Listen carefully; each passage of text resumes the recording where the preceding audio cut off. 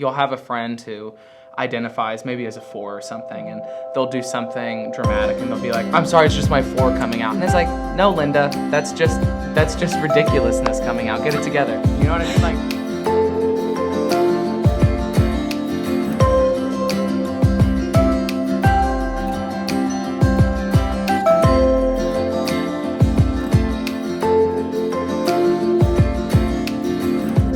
welcome to Be Heard. My name is Gabby Urban, and I'm the Adult Ministry Assistant here at Faith Bible Church. Today we're going to be talking about identity, and we have a special guest with us, Mr. Cavanaugh James. Hello, hello. So Cavanaugh, why don't you tell us a little bit about who you are, Sure. What you do, where you're from? Of course. So I'm from the area. I'm from kind of South Lake Keller area, but grew up kind of in a family that, was great, and my parents loved Jesus, and I grew up kind of thinking that, I was going to end up acting, and grew up in a family that I was the youngest of 4, and so I had 2 older brothers who were like really outdoorsy, incredible marksmen, kind of the best at everything they do. My sister is awesome too in her own way and does her own thing, but I just kind of never felt like I belonged. So then I got into theater and really kind of found a home there. And then by the time I was like getting out of high school, I just really had no sense of who I was. And so that led to me being like really suicidal and really confused about just who I was. And the Lord really arrested my heart when I was 18 through a really dear friend of mine who just kind of took the time to love me and not judge me. And so from that point, I went on to Bible college and ended up kind of going into ministry in that world, and love leading worship. So I lead worship. I wrote a book last year called Higher Power Has a Name. And then I also write songs for other people and worship songs for myself and church. And so I serve at Gateway Church. We're kind of neighbors in that way. Yeah, we're not too far off. So that's a little bit of what I do, but I have a lot of interest. But that's kind of the jumping off point, I think. Okay, very cool. Well, so as we were getting ready for this video, I actually was just finishing your book. Oh, were you? When I messaged you and was like, hey, this guy has been talking about identity, and it's kind of a big subject for our age group. Totally. So why don't you tell us, what are some things that you struggle with as far as identity in your life? Sure. I mean, I think starting feeling like a kind of a black sheep in your own family makes you kind of feel other. And, as you can tell, I'm a little bit demonstrative. I have a higher timbered voice. I've always been really animated. And growing up in the church, especially in Texas, that leads to conversations early on about your sexuality, about, what's going on, what is his issue, or kind of just pushing you off to the side. And so then you end up building kind of offenses and walls with not only your family, but with the church, and then inevitably with God. And so for me, my identity struggles kind of stem from a place of not actually going to the Lord to find out who I was before I decided who I was. So how did you identify yourself? Like, what are some different ways that you have identified yourself over the years? I mean, as a failure, as gay, as broken, as unacceptable, as unlovable. I mean, you kind of take any negative thing. And I think that we've all had experiences identifying ourselves with a label less than what God has given us. But for me, I definitely struggled knowing who I was outside of anyone else. So I was always kind of a reflection of who I was around. So in high school, that led to me not being the best person I could be. And then in college, the Lord really dropped some great people into my life, which kind of led me back into the fold and to where the Lord could actually show me who He was outside of bad experiences I had had with the church or with broken people around me. I can definitely relate to that. I mean, who can in some way, right? Yeah. If we're being honest, Sure. No, I definitely, coming from a big family, totally. It's like I'm the 9th child in a line of 10. And so it's like I have all these people to look up to and compare myself to. Yeah. And so really, when I moved away, was a chance for me to figure out who I was. Totally. But it took a lot of like, what is happening here? It takes a lot of the kind of wrestle. And, I think that a lot of times Christianity, and especially people within the church, think like, well, you get saved and then you turn your back on all of those things that were so dark about who you were. And that's really not the process that the Lord walked me through. I've been going through like a day-to-day dying of the identifiers that I've given myself that God hasn't, and going back to Him and saying, okay, what do you say about this? and really entering into that kind of day-to-day communion. I think that if we're not careful, and especially in the Bible Belt, church can become just what we do, and as opposed to like the connection point in between our relationship with God and the week that we have. You know what I mean? So now you've kind of talked about like ways you've identified in the past, some different ways you've kind of moved through that. Yeah. How do you identify now? I think, to be honest, and this is going to sound a little Christianese, but I just feel like a son, and I feel really wholly known. And because, every morning, even on my way here, like the Lord and I are talking about different things and things that happened last night or things I'm processing. And so I identify as a friend of God, and actually, like, he's my friend too, and we do life together. I grew up feeling really lonely in large part, and didn't really have friends until I had graduated high school and the Lord changed out the people who were in my life.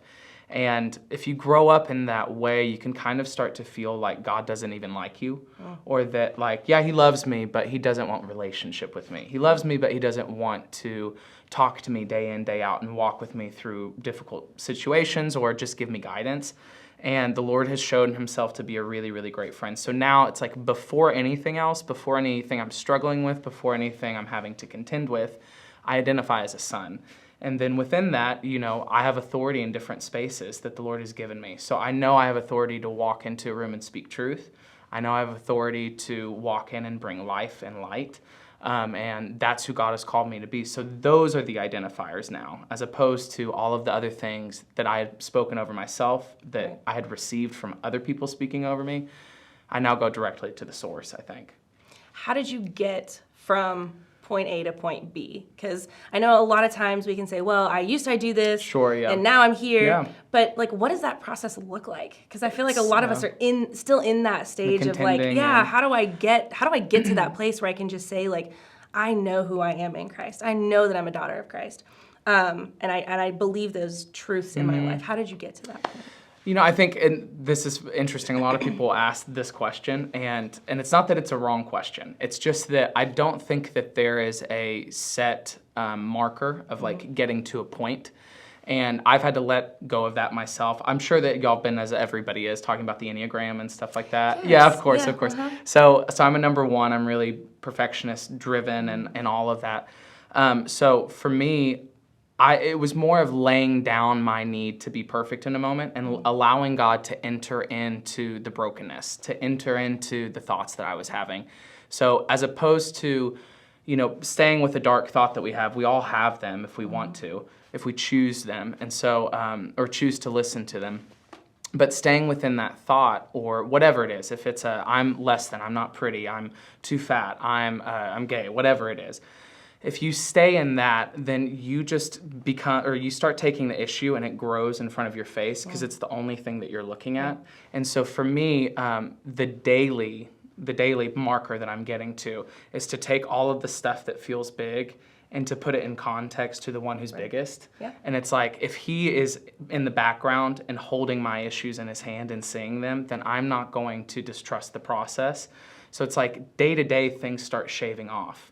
And so it's not like an overnight salvation story and then you wake up and you have no issues. And it's not to say that there aren't days that you still struggle and that there aren't days that you still make bad decisions. But because I'm doing a relationship with the Lord and it's not this legalistic, I do this, you do this thing, we can have a conversation. And I know that he's wholly accepting and loving and choosing me in the middle of it. So there's a freedom that comes with that to know I can mess up. And it's okay, and I can have a bad day, and I can go to the Lord, and I encourage this, but I have very honest, vocal conversations with the Lord. And there have been times when I yell. Yes, you heard me say it. When I'm upset, yes, I will. But God's not scared of that. He's so big. Sometimes we put our human limitations on him, and we think, well, this is how we are, so that's how he is, and that's wrong. He is God, and then we are a reflection, an image of him that has been made a little bit muddy through sin and everything else. So we can't use the same guidelines that we would with people on God. Right. God does not get tired of me saying, hey, Lord, the same thing that I'm struggling with, can we talk about it? He doesn't get worn out. Right. And he doesn't get tired of forgiving me, and he doesn't get impatient with me. Yeah. So it just builds a trust. So it's not necessarily getting to a point as much as it is a daily dying to self And to me, I think that that's what salvation is at its whole, is daily choosing to lay down your will, daily choosing to lay down the things that, are not of God, daily choosing to choose Him. Yeah, my dad kind of talks about it as like the balloon effect, where you are like standing there with a balloon in front of your face, and it's like you can't see anything else around you until you remove it, and you're like, wait a second, this is like the smallest little thing, and that could just float away, we're done. I think it's interesting you brought up the Enneagram, because that is such a big thing in our generation right now. Everyone's talking about the Enneagram. I'm a 7. Oh yeah, I love 7s. I get on great with 7s. Oh, well, perfect. Yeah, good. But I mean, I know people that are like, oh, well, you're a 7. So well, and then they identify you as that. Yeah, no. Yeah, and I found myself, that was something I kind of had to wrestle through this year, of just like, I identified a lot as a 7, and I was like, okay, I understand myself better, great, but it's like, I don't want to be stuck in this box, totally. And I don't want to, like, I've heard the argument, well, if we could just all identify as the Enneagram number that we are, we'd understand so much more about each other. I don't agree with that. I don't agree with that either, personally, because I'm like, no, I feel like there's so much more, and we're all different, unique individuals. Of course. But yeah, it is such a big thing. Everyone's talking about it. Everyone's using it for different. Well, and I'll tell you this, too. My friends and I have this conversation, because it's like, you'll have a friend who identifies maybe as a 4 or something, and they'll do something dramatic, and they'll be like, I'm sorry, it's just my 4 coming out. And it's like, no, Linda, that's just ridiculousness coming out. Get it together. You know what I mean? Like that doesn't excuse behavior. Awesome. Like, you can use it as a guideline. The Enneagram is great. For me, it's been awesome to understand the people around me. Yes. And so I love it as an empathy tool to be able to look at and go, okay, so you're a 2, and this is where your brain is at. I understand that. I'm still going to get on to you if you're late. Like, in 7s, y'all are late people sometimes. I just want to point out, I'm not a late person. Usually. Usually? Okay. I'm pretty good. We're getting down to it, yeah. Don't ask my family. Okay.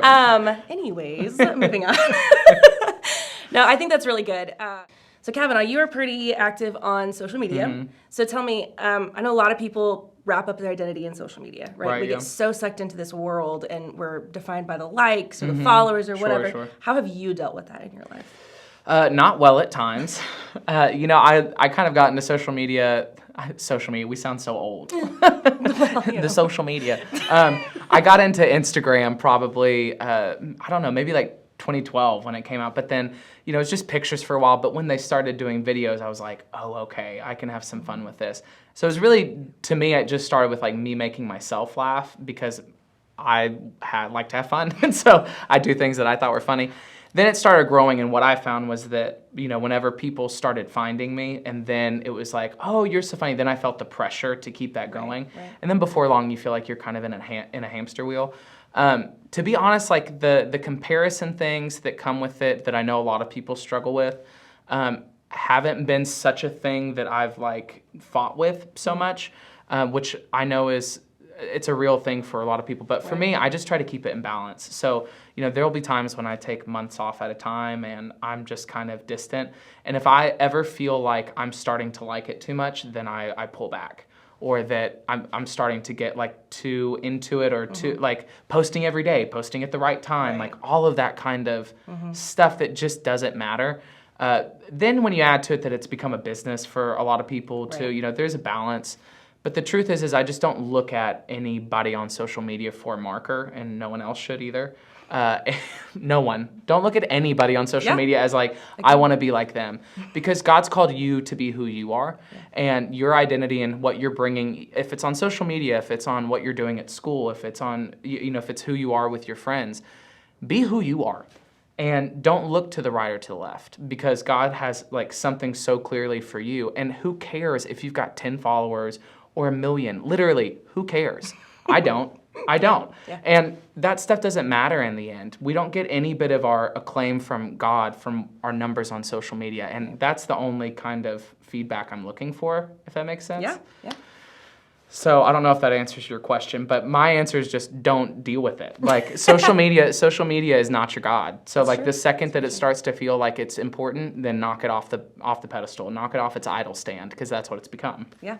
What is something that you would like? What is some advice that you would give young adults? Like where to start, where to go from here, Yeah. in discovering our identity? Like, Yeah. what is that? To be honest, this is going to sound a little bit basic, but I tell people, I'm like, give yourself a week of daily asking the Lord to reveal himself to you. And even if you have a great relationship with the Lord, revealing himself to you, who he is, his character. And then just get in the Word. Like, we don't necessarily focus on that as much as we're supposed to, but like the reading of the Word of God is like a literal cleansing, okay? So if you think about getting in the Word as like almost a refining oil that you're putting on that is allowing kind of the excess dirt and the kind of the shingles of our life and everything else to kind of come off so that we can be sensitive to the Lord and the Holy Spirit. One of my best friends says this, so I'm not going to take credit for it, but she always says, like, God's a gentleman, and so he doesn't force himself onto people in the way that, like, okay, so now I'm going to change you if you don't want to change. And so there's a real level of hunger and thirst that we have to have for the Lord. And so, yes, you can get books and you can read all sorts of people's thoughts on identity. But the best way, the purest way to know who you are is to go to the source and to ask him, Lord, what have I believed about myself that's not true? Lord, what would you like for me to know about me? That was kind of where I started, was like asking the Lord really hard questions. Do you hate this about me as much as I hate it? Is there something that is being kept from coming up in my life because this is in my life? What is keeping me from moving forward, Lord? Why do I feel stuck? Asking those honest conversations and getting good people in your life. People who don't just allow you to do what you want, and people who don't just kiss your butt and send you on your way. Excuse me. But it's the truth though, is that you've got a culture right now that is so afraid of confrontation, and we're afraid that if we confront our friends that we'll lose them, and that's not true. If we're in healthy relationship, confrontation is a part of it, and confrontation doesn't have to be for the sake of breaking up or of hurting someone else, but for the sake of bringing people together and bringing people even closer. And so even that confrontational conversation that we could have with the Lord of like, I feel like you made me this way. That was where I started, was like, I feel like you made me this way. I don't remember not feeling this way. So let's talk about that. And the Lord was like, okay. And as much as I want answers for every little thing that I have questions about, I don't get all the answers. You know what I mean? Like the Lord doesn't, I know. He doesn't give all the answers because the truth is there's so much that happens in us in that tetheredness to the Lord. Yeah.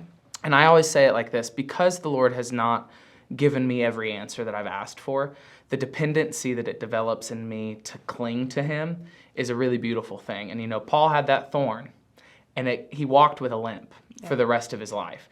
And I think that in some ways, our identity and the things that we have to lay down can a lot of times be that thorn where it's like, it may never feel fully healed on earth. And that's okay, and God's still good.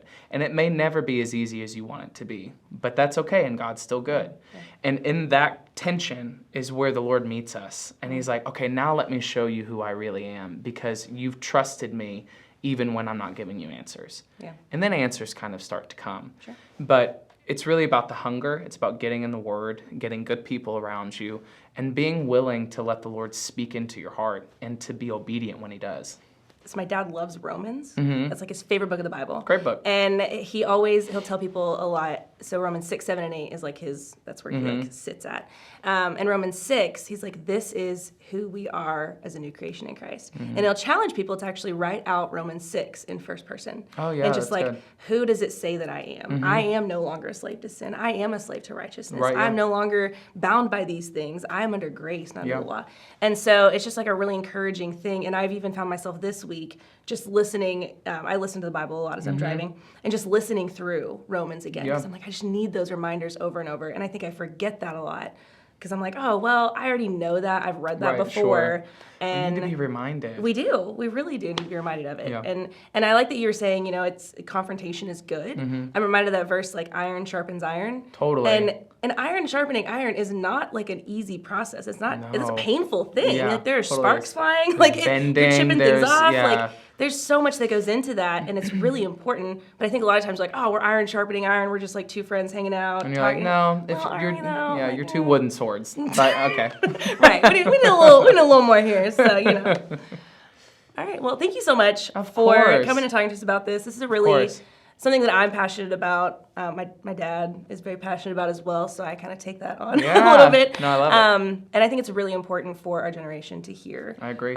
Just kind of who we are and what does that look like working through this struggle of Totally. identity. And I really like, someone told me yesterday, they were like, the struggle is, if we're struggling with it, it means we're actually wrestling. And when That's you're the truth. wrestling, you get stronger. The truth. And you notice, I know you were trying No, to go wrap for it. up. Sorry. No, you're good. I was just going to say that the interesting thing I think about our relationship with the Lord is a lot of times I've met people that have fallen away or that have, kind of gone back into whatever world they came from. Yeah. And it's like the memories of the truth that the Lord showed, or the memories of who He was or how He met them, they start to dissipate. Yeah. And it's because there's a complacency there. And complacency or stagnancy is like just surefire for death. Right. And so it's like you have to stay active. And even when the second I feel like, oh, the Lord and I are good. Like, I hate that place. I'm like, oh no, what's going to happen? but like it happens for like a day where I'm like, you know what, this is really great. And then just falling the next day. Right. And so you're right. It's like you want to stay in that place of constantly asking the questions. And I'm at the place now to where it's like, okay, I feel like we've covered this ground. Right. Now let's look at the rest of the attic. Okay, there's some boxes over here I need to look through. But yeah, if you can't know that if you're not willing to have the hard conversations, if you're not willing to go there with the Lord. Yeah. And it's not easy to say, I'm willing to go there with the Lord sometimes. No, but it's so good. It is. It It's so good really, 'cause really He's so is. good. It is. Yeah. Well, thank you so much for coming. Of course. And being a part of this, a part of Be Heard. Yeah. If you guys want to know more about Cavanaugh or just get to know him a little better, you can follow him on social media. We'll put his Instagram and social media. And grab my book. Get his book. Yeah, Yes. Higher Power Has a Name. Grab Yes. it. Why not? That was, honestly, I read that this year and I was like, this is really encouraging to hear. I think it's a really important message for young adults. Thank you. That means a lot. Yeah, that was really good. So thanks you Thanks, so much. Gabby. Yeah, thanks for being here. I love this.